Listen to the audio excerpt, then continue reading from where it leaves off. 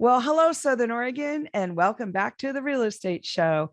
I'm Alice Lema. I'm a broker here in beautiful Southern Oregon with John L. Scott Real Estate. So happy you could join us again today. We have a really great show for you. We're going to be interviewing Anna Hamilton from Jones and Roth CPA. Anna's one of my favorite people. Not only is she a great tax person, but she specializes in small business and real estate. And so I'm so happy she agreed to come on the show today. We're hoping to hear about investing, tax deductions, real estate in general, small business taxes in general. It should be a really, really great show. Hope that you can stay with us to talk to Anna Hamilton, Jones and Roth CPA. Before we jump into that, want to give a quick overview of what happened this week. Deep breath. It was a bumpy week, wasn't it, folks? Oh my gosh. Just watching the stock market, it just went down. It went down hard and it went down fast. And a lot of people are nervous because of that. And they're talking about the R word. What's the R word? The recession word.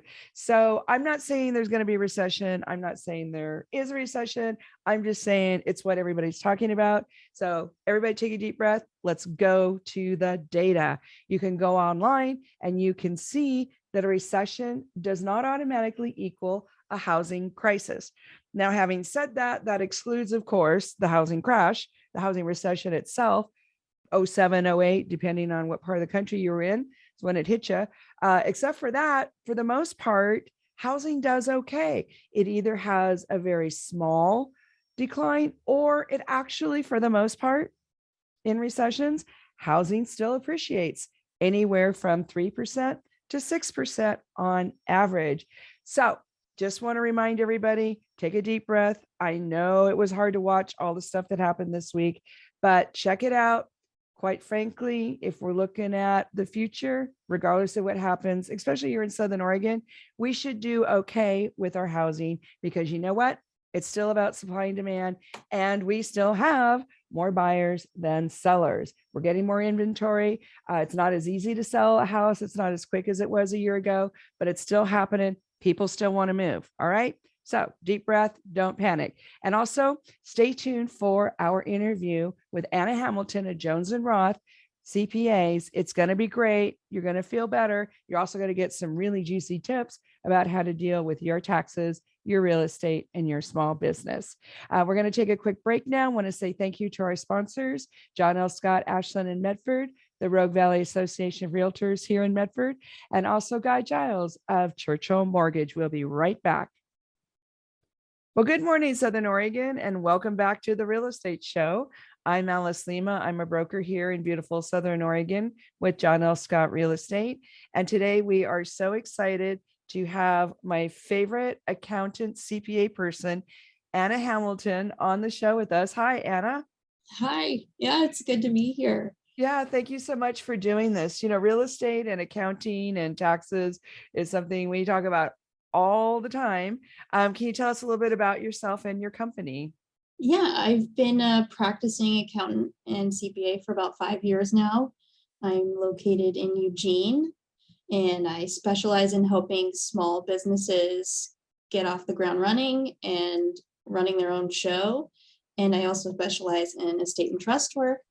And I just love watching local business owners succeed with the tools that I can help them with. So a small business specialist, we just don't have very many CPA people that do that. That's fabulous. Yeah, I like to be pretty involved in the startup of helping people get onboarded with their bookkeeping software and helping them go through the quarterly process of reconciling and making sure that they know exactly where they stand financially. And I know it's such a hard time when you're not familiar with anything. So it's nice to have someone to be by your side. Yes. And plus it keeps us out of trouble. Yeah, for sure. So why don't you give your whole firm name? Yeah, I'm with Jones and Roth CPAs and Business Advisors. We're in Eugene, and we also have locations in Bend and Hillsborough. Fantastic. And we found you online because as small businesses grow and get more complicated, you sometimes need a bigger firm. And that's how I found you. And I'm just so excited that you're helping us now, but also wanted to bring some of your expertise to our radio audience, especially now we're kind of mid-year. Let's talk a little bit about the tax environment in 2022 for small businesses. What is it like to be a small business post-COVID here in Oregon? Well, luckily, it doesn't seem like they're changing tax laws significantly like they have been the past 3 years. So I would say for small businesses, this is a good time to really get educated by your CPAs that have seen all of these changes and gotten them incorporated in their day-to-day. There's not going to be a whole lot of surprises that I'm anticipating tax-wise. But other than that, there aren't big changes I'm seeing. Well, and that hardly ever happens. Huh? Yeah. So yay for us.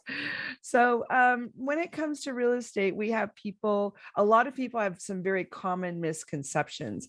And one of the ones I keep running into that I'm hoping you can clarify is this idea of living in your personal residence for a couple of years or not, and then selling it. And then kind of what happens to how the IRS looks at you. So the IRS wants people to be homeowners and invest in real estate for themselves. It helps the economy. So they've made these rules that you can have an excludable gain on your personal residence. And what that means is if you've lived in that home for 2 of the last 5 years, it's considered your personal residence and you're eligible to not pay capital gains tax on that. And what capital gains is basically what you sell your home for less the cost of your home. So whatever you bought your home for. And so whatever the difference is between those, it would be subject to capital gains. But as a homeowner, you are eligible to exclude $250,000 of gain per person. So for a married couple filing jointly, that's $500,000 that you don't have to pay capital gains tax on. So you can reinvest in real estate. That's the whole point, is the IRS wants you to reinvest those funds and move up in your personal residence. So does that mean that if you don't live in the house for 2 years out of the last 5, that you would pay the IRS on the profit? Is that what you're saying? Okay. And then if you do live in it the 2 years out of 5, which is actually great, that's more flexible than it just has to be 2 years. Then what happens if you do the exclusion? Like, how many times can you do that exclusion, that 250,000? I haven't seen a limit. Usually people aren't selling their personal residence like every 4 to 5 years. Well, we tried to, but then the COVID locked us down. Yeah. So how does that work? Let's say, because I had some millennial folks, so like 27, they bought right before the shutdown. And then they had only been in the house 18 months and they were really worried about paying capital gains. So would that have been a moment to use that exclusion? So since they weren't there for the full 24 months, they would be subject to capital gains tax. But assuming how much has the market gone up in that 18 months? Like what did they buy it for? What are they selling it for? Right. They made $67,000 wow. in 18 months. Yeah. So they would have to pay taxes on that. Accidentally. Yeah. They made that much money. So how does the IRS decide how much taxes you're going to pay in that scenario? So capital gains tax is a little bit different than just regular taxes. The rates vary from 0% to 25%, and it's based on your income level. So the higher your income level is, you'll be in the higher range of percentage. So if you don't make very much money, there are times where you won't pay any capital gains tax. Oh, interesting. Even though you have a gain. Mm-hmm. That's super cool. So when people are cashing out of their rentals, for example, does that same, so that's not their primary residence. Is that treated the same or is that different? It's completely different. Okay, well, let's talk about that. Selling a rental, it's an investment property, and usually rentals have been depreciated, so that complicates things, but we can talk about that later.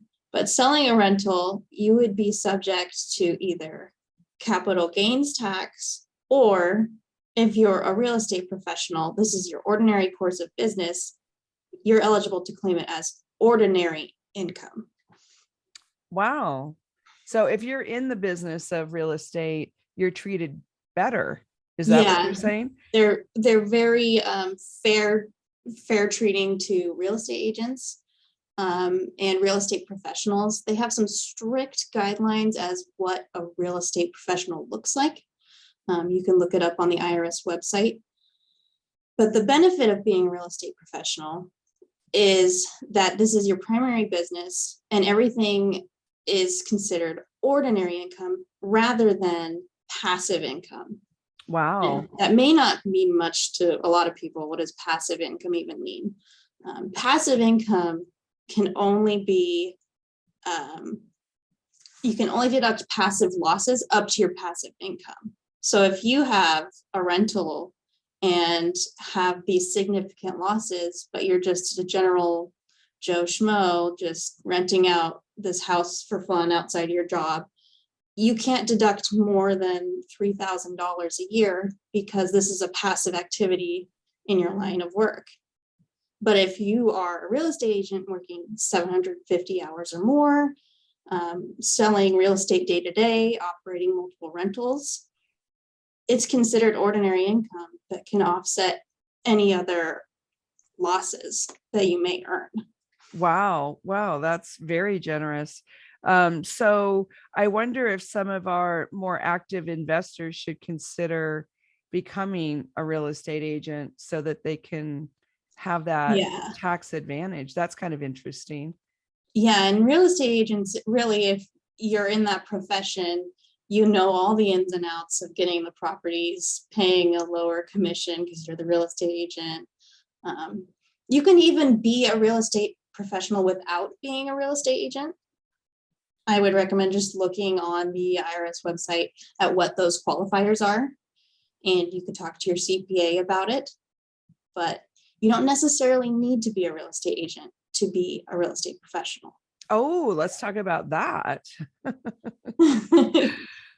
So I've seen you need to be materially participating in the business and being actively involved in the rental, managing it, doing repairs or sending out the repair people, spending at least 750 hours a year dabbling in this, buying real estate, managing real estate, doing the bookkeeping, whatever you can do to have that be like an active business on your part. Wow. Well, 750 hours a year is actually not that much. Yeah. And if you have multiple rentals, it probably wouldn't be that hard to get there. I was going to say, yeah, if you're a landlord in Oregon, you're already spending that much time. Yeah. Yeah. just learning the new laws every 10 seconds. For sure. So, well, that's super, super cool. So going back to the capital gains situation, some people are using that live in 2 years of 5 years, live in your primary house 2 years of 5 years. So you could rent it out for 3 years? Yes. And I have seen this before. It does complicate things a little bit because when you're renting it out, you're depreciating it. And what depreciating it means is you're taking an annual expense every year based on the years that the IRS deems it can be used. So in the case of rental, it's 27 and a half years. So whatever the purchase price over 27 and a half years, you're deducting that. But when you sell it, any expense you took is going to reduce your cost basis in that property. So you're going to have a gain on whatever's considered the rental portion. And then whatever's considered your personal residence is eligible for the exclusion. Wow. Wow. That's very sweet. Yeah. So anything that has depreciation on it, you're going to have to recapture that depreciation you've taken as income. So if you have a $300,000 house, it's depreciated over, say, 30 years, you only rent it out for 2 years, whatever that 2 years of depreciation is, that's going to be your income. Okay. Okay. Well, it helps to have a really smart CPA person like Anna Hamilton of Jones and Roth helping you with all these things. And again, want to say thank you for being on the show today. We've got lots more questions. We're going to be talking about more depreciation, what expenses you can deduct from your rentals, your homes. We might even have time to talk about vacation rental business model. Awesome. So don't touch that dial. We'll be right back with a quick word from our sponsors, talking to Anna Hamilton of Jones and Roth CPA. We're brought to you by Guy Giles of Churchill Mortgage, John L. Scott, Ashland and Medford, and our local Rogue Valley Association of Realtors. I want to say thank you to all of our sponsors. We just love that you help us put the show on every week, and we'll be right back. Don't touch that dial. Well, good morning again, everybody. Alice Lema here, broker John L. Scott. Welcome back to the Real Estate Show. We have one of my favorite people, Anna Hamilton of Jones and Roth CPA out of Eugene. She's on the show today helping us understand what's going on with taxes, houses, money, depreciation, anything you could think of. Welcome back, Anna. Hi. So in the last segment, we were just starting to talk a little bit about depreciation and how that can help people that have investment properties. And then you mentioned 27 and a half years. What happens at the end of the 27 and a half years? If the asset's been fully depreciated, what do you do next? So after the full 27 and a half years, the rental property has been depreciated slowly, bringing down that cost basis remaining in it. You're not going to get an annual depreciation expense anymore. You've taken all that you can. But what it will do is when you sell, it increases the proceeds because the cost basis has been fully depreciated and taken. So if you want to hold on to the rental, you wouldn't have to have any proceeds on a sale, but you also wouldn't get any more depreciation expense. So I have a lot of landlords that do want to sell right around that 26, 27 year mark. Is that why? Because they just they want to start over with something new? It could be. I mean, it could be a personal preference. I mean, you can always improve a property and add to the depreciable basis, or you can get the gain and get a higher price rental, or buy two separate rentals. Mm-hmm. It depends on what you want your real estate business to look like. Mm-hmm. Mm-hmm. So one of the things we didn't touch on yet was what happens if these assets are passed on to another person in their family. Does the depreciation, I'm assuming, it doesn't start over again. It's just they have to maintain it the way the schedule was originally? I don't think that's the case. You would get the basis of what that person had in there. And then, yeah, it would be transferred to you and be depreciated just the way it was. Okay. So subsequently, if somebody dies, they let you do the step up in basis to date of death value. And then you can inherit it and get it at a brand new price. Why don't you talk a little bit more about how that works? Because I think people will be very interested to know that. So right now, as long as tax law doesn't change about estates and inheritance, when someone passes away and they have a lot of assets, they get valued at the date of death value. The best way to do that is to get an appraised value when someone passes. Sometimes it's required because you need to file an estate tax return. I see a lot of those in Oregon where they have to value the entire estate and then they get taxed on it. but the beneficiaries get the assets that are left to them in the will or a trust at the value it was when that decedent passed away. So if they bought a house for 100,000 years ago and it's worth 900,000 today, that beneficiary just got a $900,000 asset tax free. Wow. Even in Oregon. Even in Oregon. Not to pick on Oregon. We love Oregon, but it does have its financial challenges for sure. So are there any other estate or kind of death tax scenarios that people might not know about?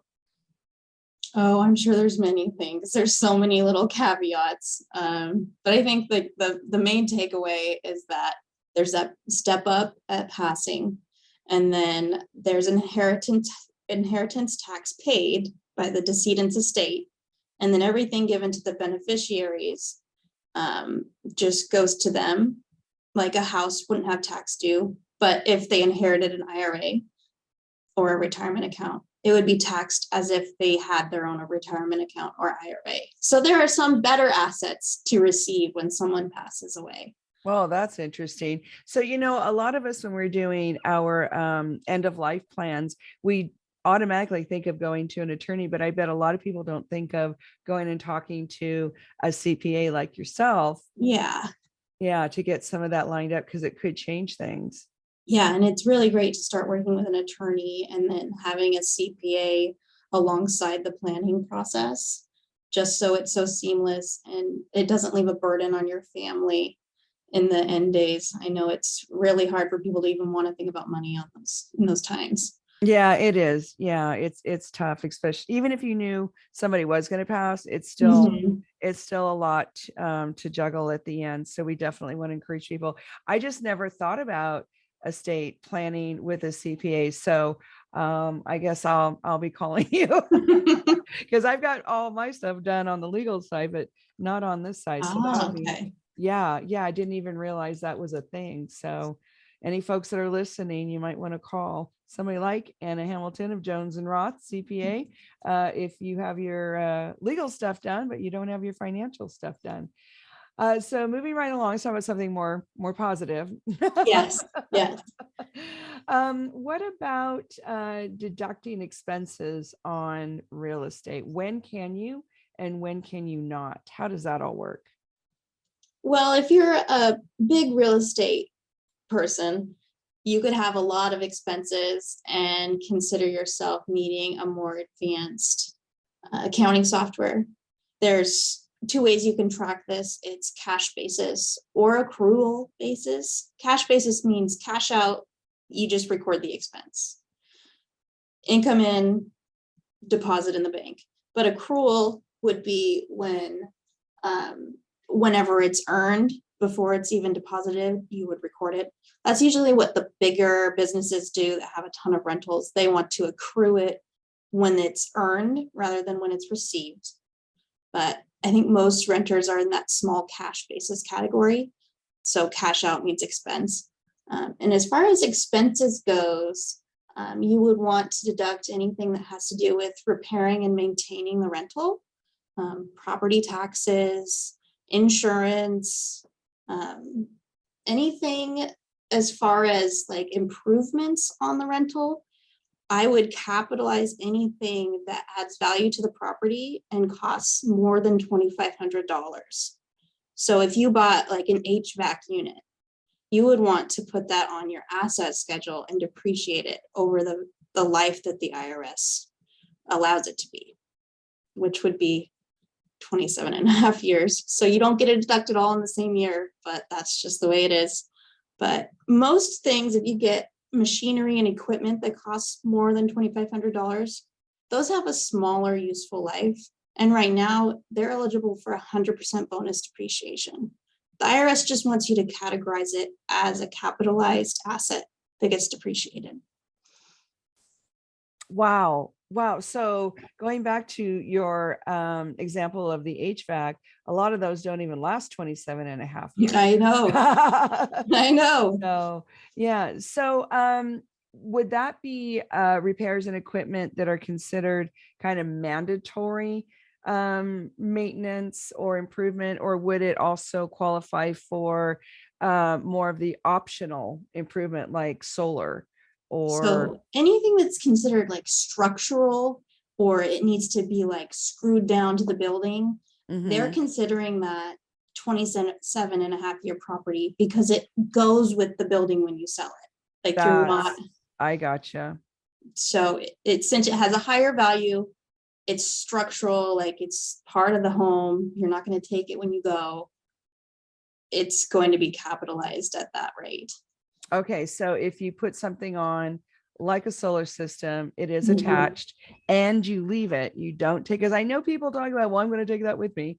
So if you leave it, then you can do that depreciation as a homeowner. Is that what you're saying? Oh, as a rental. On an investment property. Yeah. Okay. As a homeowner, there are lots of state credits and federal credits available to you for solar. I'm not familiar with all of them, but a lot of times when you buy the solar kits, they give you a little packet saying all the credits you're eligible for on your personal tax return. Okay. And so is that in the year that you purchased it, or is that spread out over time? It's in the year that you purchase it. Okay, because those are pricey. Yeah, they're pretty big credits on that. And then if it's your personal residence, I would track that and add it to the basis of your home, because it did improve your home. And if you sell your home and it has those with it, it'll reduce the capital gain or the ordinary income associated with that.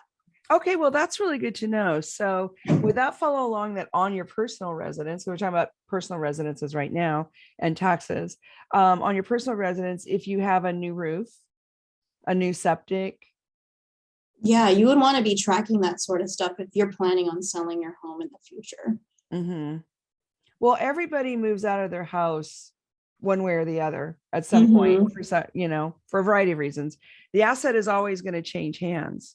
So it just sounds like people should be keeping track of all their improvements and repairs regardless. Yeah. And I mean, if you don't anticipate having a huge gain, as we talked about, the $500,000 of excludable gain for married filing joint, it could be not worth it to track those expenses, but you never know if you're going to have a big gain on the home. So may as well just track all the money you've put into it. Yep. I think that's excellent advice. You know, what we've seen just from the shutdown, the huge, I guess what we would call now inflation, the appreciation that we saw in Southern Oregon housing, that was completely unexpected. For sure. So, well, that's really interesting. So if you have investment properties and you are putting in maintenance, repairs, improvements, that all makes sense that if you track it. But I was surprised to hear that you can deduct your improvements on a regular primary residence at the time of sale. You can use that to offset your gain. It's considered your cost basis in the home. So anything that you've put into your home that added value, it should add to what you paid for that home. But that could be tens of thousands of dollars if somebody owns their house for 15 or 20 years. Yeah. Like, I mean, I remodeled my kitchen last year and spent $20,000. Like, I'm considering that part of my cost basis if I sell it. Did you keep all the receipts? No. Of course you did. Sorry, there's a little CPA humor there. So the other category I wanted to ask about deductions was, what if it was a short-term rental? Does that make any difference if it's an Airbnb versus a regular rental property?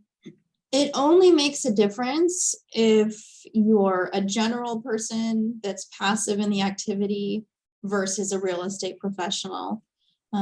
Just a general person that doesn't have a real estate professional kind of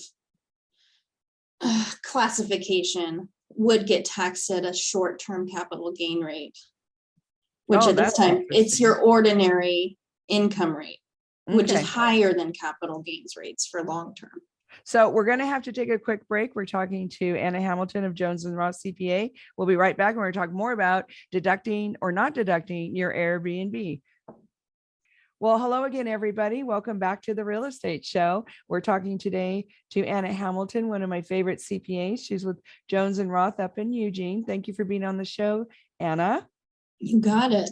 And we were right before the break, we were just starting to talk about Airbnb investments and what you can and cannot deduct. And that was a really interesting comment you made about having to do with the personal time versus the, I guess, the rental time, the guest time. Yeah. How does that all work? So it does take a little bit more sort of bookkeeping and busy work to have a rental that's an Airbnb that you also use yourself. The IRS wants you to determine your personal use days on the rental. They don't want you taking any more expenses than you're allowed to, of course. But basically, we would find your personal use percentage, which would be number of days you used it personally over the full year. And it would limit the amount of depreciation that you could take by the personal use percentage. So it's kind of a simple calculation, but it does take a little tracking on your part. How do you convince the IRS which days are yours and which days are not? How do you do that?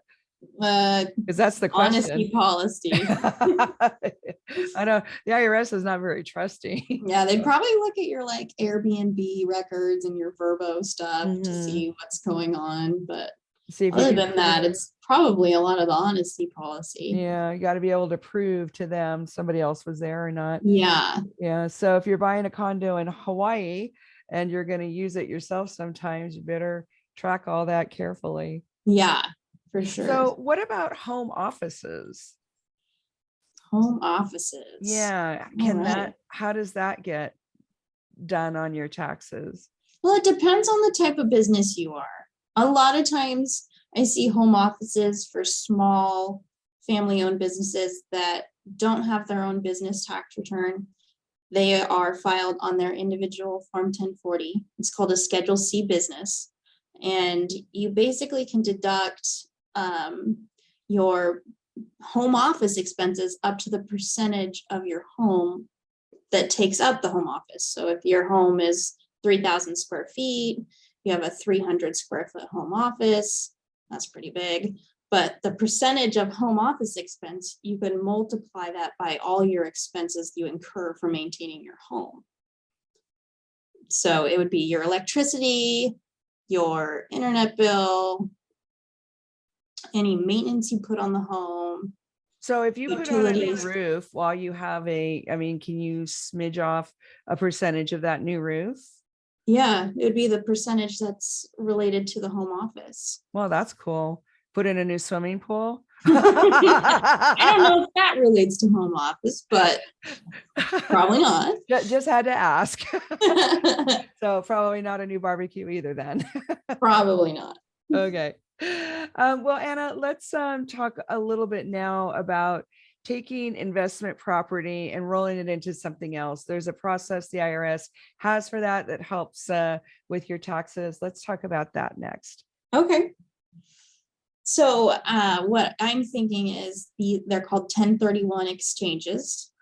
It used to be allowed for all sorts of type of like-kind property, but right now it's limited to real property. You can do an exchange of real property for real property, which means if you have a rental that's increased in value and you want to use that value to invest in a different property, you can sell it and exchange it for another one while working with a real estate agent and a title company. You have to have special forms to be able to do a 1031 exchange. But what this does is defers that gain until you sell that second property that you just got. So the basis of the second property you got is smaller because you rolled in that other property into it, but deferred a gain, so it decreased that basis of the new property. It can get confusing if you do it a lot. I've seen people that do it a lot, but at the end of multiple exchanges, you're going to see an asset that's very small. So if you exchanged 5 times, it's deferring that gain for each one you sell and shrinking the basis of that new property that you replaced it with. So whenever you do sell, you're going to feel that tax effect. Wow. So in a lifetime, there could be quite a few exchanges. Yeah. And I've seen people do this as like an estate plan. They plan on just keep rolling it forward, and then they're going to have their beneficiaries inherit it, and they don't ever sell it. Wow. So if you never sell it, then you never have to pay the piper that one time. Is that what you're saying? Yep. Wow. So it used to be that you could, like you said in the beginning, we used to be able to roll rental property into an airplane or a boat or something like that. Are you saying you can't do that It has to be anymore? similar in use and everything else. So no, it has to be property for property, real estate for real estate. Before you could do a car for a car. They don't do that anymore. Oh, I see. Okay. So I didn't now, know 1031 a car. yeah, people were doing that. Okay. Well, why they stopped it. It was a lot of busy work, I tell you. So how many, so you can do as many 1031s in your lifetime as you want. Sounds like there's no limit. Is that right? No, not Okay. that I've seen, no. Is there a limit to how many properties you can put into one? How does that work? There isn't a limit, but save your CPA the headache and don't put a bunch of properties in one. Don't put them all into one and go buy like a small island or something. Yeah, right. So if you do these 1031 rollover exchanges during your lifetime and you do decide to sell it, I mean, we understand if you don't sell it that you don't have to pay, but what if you do sell it at the end? What does that look like? So whatever you sell the property for, whatever the basis is left in that, it could be zero. You could pay 100% of the profit as a capital gain. Wow. So you could have no basis left after depreciating it. It gets smaller and smaller every year, every time. Yeah, and that was my next question. These are also being depreciated as well as rolled over in the 1031. So yeah. So this is where good tax planning comes in handy, because then you can see it coming and be ready. Yeah. It's always good to know when you're going to have a big tax bill. That's for sure. For sure. For sure. And there's oftentimes, things you can do about it if you have time to plan. So before we wrap up, because you're a small business specialist, are there any tax breaks that small businesses get, or any tax liabilities that small businesses are subject to that people should know about? A lot of people are thinking of starting a business, post-COVID. That's kind of the new thing. I don't know anything off the top of my head. But I'd say you'd probably want to think ahead and talk to an attorney first about any business plans and a CPA, because it can be very client specific needs and benefits of starting a business. Yeah. Well, we just love you, Anna. Anna Hamilton, Jones and Roth, CPA in Eugene. How do people get a hold of you if they want to speak to you privately? Yeah, you can call the Jones and Roth office, any location, and the front desk can forward calls to me. I will say I am having a baby soon, so I will be out of the office July through October. But if you're looking for a CPA and you need some help, you can always leave me a message and I can get back to you when I'm back from maternity leave. Well, and Anna's great, as is the whole Jones and Roth staff. So thank you so much. Have a beautiful weekend. We'll see you next week. Bye now. Thank you.